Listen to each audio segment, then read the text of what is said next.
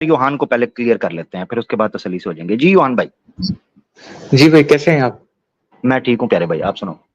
ہاں جی, تو مطلب بہت مہینے پہلے ہم ایک چیز پر ڈیبیٹ کیے تھے کہ ایک انسانوں کا ڈیفالٹ پوزیشن کیا ہونا چاہیے, تو اس پر ایک پوائنٹ جسٹ ایڈ کرنا تھا.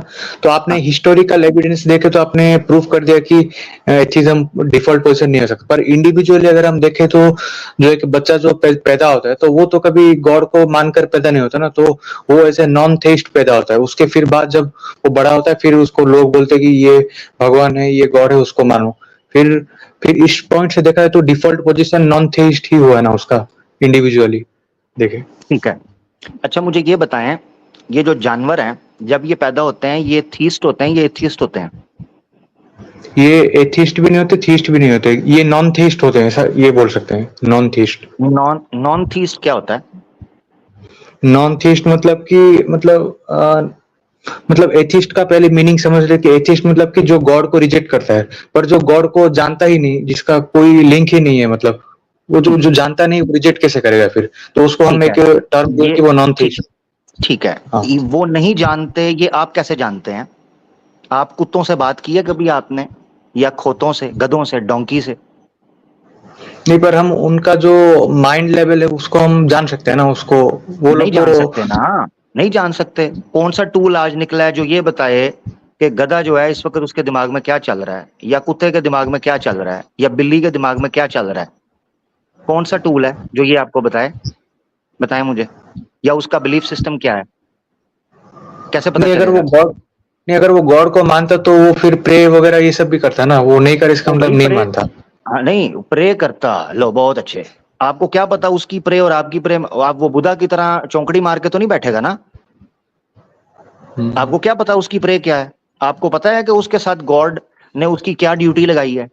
آپ انکار کر سکتے ہیں. دیکھیں, جب آپ کلیم کرتے ہیں نا کہ کوئی انڈیویجول, چاہے کوئی جانور ہے, چاہے کوئی ایسا آدمی ہے کہ جو مثلا پیدا ہوا ہے, بچہ ہے, آپ اس کے بارے میں ہاں یہ کلیم کر رہے ہیں, تو آپ کو یہ پروف کرنا ہوگا کہ آپ نے اس کا دماغ پڑھ لیا ہے, یا آپ کے پاس کوئی ایسا نالج ہے, یا کوئی ایسا انسٹرومنٹ ہے جس سے آپ کو پتا چل رہا ہے کہ اس کا بلیف کیا ہے.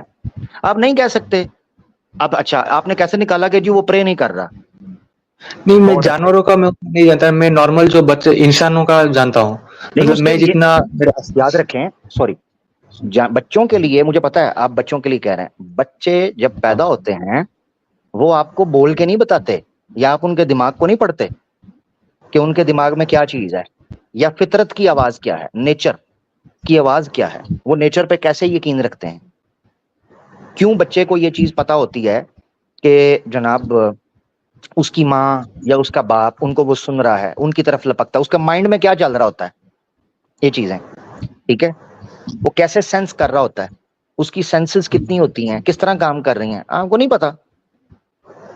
وہ تو جب آہستہ پر آہستہ بڑا ہوتا ہے, اس کا ماحول اس کو افیکٹ. یہ آپ کی بات ٹھیک ہے کہ جیسے جیسے وہ بڑا ہوتا ہے, بڑا ہوتے ہوتے تھاٹس کو چیزیں انفلوئنس کرتی ہیں جو اس کے ارد گرد کا ماحول ہے. مثال کے طور پر ہم نے کئی جانوروں کو دیکھا ہے, جانوروں کے بچے ہوتے ہیں نارمل طریقے سے چل رہے ہوتے ہیں, مگر جیسے جیسے ان کے ماحول ان پر اثر انداز ہوتا ہے ویسے ویسے وہ اپنے آپ کو ڈیولپ کرتے ہیں, اپنے آپ کو گرو کرتے ہیں. ٹھیک ہے, ہم نے جانوروں کو کئی ایسی چیزیں سیکھتے دیکھا ہے جو بڑی ایکسٹراڈنری ہیں. ٹھیک ہے, کتوں کو ٹرین ہوتے دیکھا ہے, بلیوں کو ٹرین ہوتے دیکھا ہے, دوسرے جانوروں کو ٹرین ہوتے دیکھا ہے. تو اس میں کوئی شک نہیں ہے کہ جیسے جیسے وہ چیزیں اپنے ماحول میں آتی ہیں, اپنے انوائرمنٹ میں آتی ہیں, اپنے ارد گرد چیزوں سے وہ انفلوئنس ہوتی ہیں, ان سے گرو کرتی ہیں, وہ بہتر ہوتی ہیں. مگر یہ کہنا کہ بچہ, آپ نے ایک انڈیویجول کی فطرت کا ایگزامپل لی یہ چیز جسٹیفائی کرنے کے لیے کہ جب پہلا انسان بچہ جب پیدا, یعنی جب میں نے ریفرنس آپ کے سامنے پیش کیا تھا ہسٹورک, کہ جتنا ڈیٹا ہمارے سامنے ڈگ کر کے سویلائزیشنز کی اسٹڈی کے بعد آیا, وہ یہ آیا ہے کہ ڈیفالٹ پوزیشن جو اب تک سامنے آ سکی ہے ریسرچ بیس پہ, کہ جو انسان ہم جس تک بیک ٹریس کر پائے ہیں نا, وہ تھیس تھا, ایتھیس نہیں تھا, تھیس تھا. یہ تو کنفرم ہو گیا. اب آپ نے یہ تو اس کی مثال, ہاں یہ کنفرم, اب آپ نے اس کی مثال یہ رکھی کہ اگر ہم انڈیویجول کو دیکھیں تو پہلے آپ کو ایک چیز ثابت کرنی پڑے گی, وہ یہ ثابت کرنی پڑے گی کہ پہلا بچہ کیسے آیا. کیونکہ بچہ پیدا ہونے کے, کیونکہ آپ نے بچے کی مثال دی ہے, تو یہاں دو چیزیں اٹھیں گی. نمبر ایک, جتنے بھی لوگ ہیں اس دنیا میں, سارے جب بچے تھے تو وہ گاڈ کو نہیں مانتے تھے, میرا یہ آرگومنٹ ہے. फर्स्ट बच्चा का मैं बात नहीं कर रहा नहीं ठीक है, मगर उसके ऊपर मैंने सवाल उठा दिया। वो सवाल ये है कि ये सवाल आपकी अजम्पशन पर है कि एक बच्चा क्या मानता है, आपको नहीं पता। एक बच्चा जो है छोटा, उसके दिमाग के अंदर क्या है, वो फितरत के साथ कैसे कनेक्ट करता है, ये आपको नहीं पता। अब अगला सवाल ये उठता है, अगला सवाल कि जब दुनिया का पहला इंसान था, क्योंकि आप इस बेस के ऊपर ये बताना चाह रहे हो कि डिफॉल्ट पोजीशन एथियस्ट है या नॉन थीस्ट है, जो आपने निकाली नॉन थीस्ट, ठीक है। तो उस पर मैं ये सवाल उठा रहा हूं कि हमने इस बेस पर जानना है कि पहले क्या था, ठीक है ना, पहले क्या था। तो ये याद रखना चाहिए कि बच्चा जब पैदा होता है तो वो ना एथियस्ट होता है, ये आप प्रूव नहीं कर सकते, वो थीस्ट होता है, हाँ वो थीस्ट होता है, इसको डिसप्रूव नहीं किया जा सकता। एथियस्ट को प्रूव नहीं किया जा सकता, थीस्ट को डिसप्रूव नहीं किया जा सकता, नेचर को के साथ वो कैसे रिएक्ट करता है इस चीज को डिसप्रूव नहीं किया जा सकता। अब हम चले जाते हैं पीछे, ट्रेस बैक पहले इंसान की तरफ। तो अभी और एक पॉइंट मिस करना, थीस्ट को भी प्रूव नहीं कर सकता। हाँ ठीक, मैं नहीं, वो थीस्ट को प्रूव करने की जरूरत तब पड़ेगी ना जब आप एथियस्ट को प्रूव कर देंगे। तो मुझे प्रूव करना पड़ेगा, देखो जी फलां बच्चे ने ये किया था, फलां बच्चे ने जनाब उठ के ऐसे कर दिया था। आप क्लेम कर रहे हो, याद रखना है इस सिचुएशन में आपका क्लेम है, मेरा एंटी क्लेम है आपके क्लेम के, ठीक है। अच्छा। क्योंकि क्लेम आर्ग्यूमेंट आपका है, ये मैंने तो ये पेश नहीं किया कि एथियस्ट होने की या नॉन थियस्ट होने की एग्जांपल है किसी इंडिविजुअल बच्चे का, कोई वो नहीं पैदा होता है तो वो बच्चे बात ही नहीं कर रहा होता, तो आप कैसे जज करोगे। यानी बच्चे की मिसाल देना फजूल मिसाल है ऑनेस्टली। उसकी वजह एक और रीजन देने लगा था। आप ट्रेस बैक करो तो कोई साइंटिफिक आपके पास एक्सप्लेनेशन या कंफर्म डिटेल नहीं मिलती कि आपको ये बता सके कि इस इंसान की बिगिनिंग कैसे हुई साइंटिफिक बेसिस पर। क्या वो बच्चे की शक्ल में आया? अगर बच्चे की शक्ल में आया तो उसकी माँ कौन थी? या वो पूरे इंसान की शक्ल में आया? अगर पूरे इंसान की शक्ल में आया तो क्या वो थीस्ट था या एथियस्ट था? ये साइंटिफिक बेसिस के ऊपर जज नहीं, क्लियर नहीं किया जा सकता। लिहाजा आपका एक बच्चे, आज के बच्चे की मिसाल देना और इससे ये जज करवाना कि डिफॉल्ट पोजीशन एथियस्ट है या नॉन थीस्ट है, ये प्रूव नहीं होती। बच्चा बोल ही नहीं पाता कि हम उसे पूछ सकें।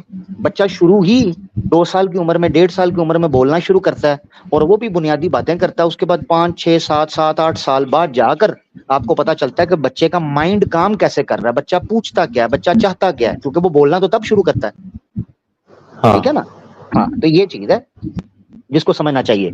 एक और चीज मैं आपको बता देता हूं, अगर आप छोटे से बच्चे से जो बात करना शुरू करता है, ठीक है, तो ये मैं आप डिफॉल्ट पोजीशन, क्योंकि जो पहला स्टेप होता है बच्चे का बोलना शुरू करना ना पहले, तो उसका एक्सप्रेशन होता है बोलने के जरिए, ह्यूमन बेबी का ये होता है।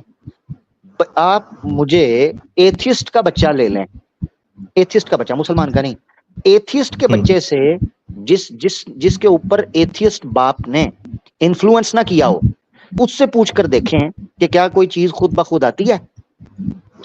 वो बच्चा छोटा सा बच्चा होता है, छोटा सा बच्चा, वो चीज पड़ी होगी ना जो चीज उसकी नजर के अंदर नहीं है। या मिसाल के तौर पे एक बच्चा एक घर में रह रहा है, उस बच्चे को पता है फलां जगह पे टीवी है, फलां जगह पे बाबा की कार ये है, मामा का ड्रेस ये है, ये टेबल है, ये फलानी चीजें हैं। उस पूरे फ्रेम के अंदर अगर कोई चीज नहीं पड़ी होती है ना, तो वो बच्चा पूछता है ये किसकी है। उसको पता होता है कि ये जो नई चीज आई है ये किसी और की वजह से आई है, यहाँ पर खुद ब खुद नहीं आई। वो छोटे से बच्चे को पता होता है।